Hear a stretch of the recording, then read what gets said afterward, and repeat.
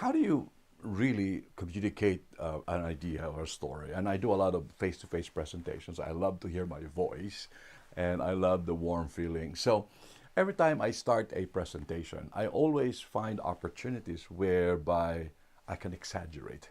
Now, some of you will, squirm about this because I'm exaggerating.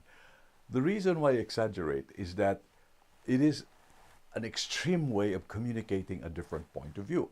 So be ready. This is very, very visual information. But for example, if people are telling me about, it is a really boring lesson, it is boring content, I usually don't say that, you have boring content. You know what I do? Be ready. I don't mean to be offensive to you. I simply say, ugh.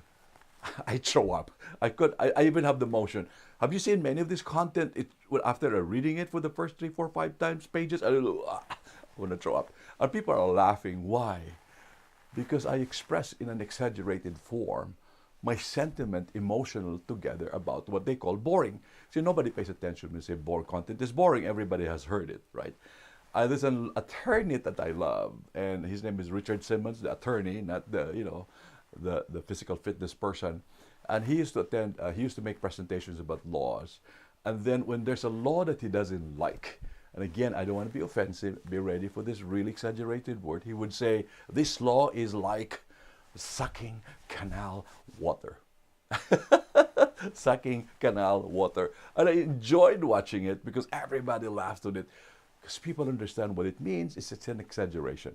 Now, the only reason I can do this with strong conviction and strong feeling is this. People need to understand that there is a real-life experience. There's a real-life visualization about an idea. And if you're only going to present factual information without that certain level of exaggeration, selectively, of course, you don't do that in all the sentences, selectively, or every time you want to emphasize, you'll be a very boring speaker. So selectively doing that, okay? Now, if I'm really happy, I always simply say, thank God. You know when I'm happy? When a participant says something that I really found helpful, you know what I do? I love you, man. I love you, woman. I love you, lady. I love you. I can hug you. It's a great idea. Why? Because exaggeration uplifts the human soul. Thank you.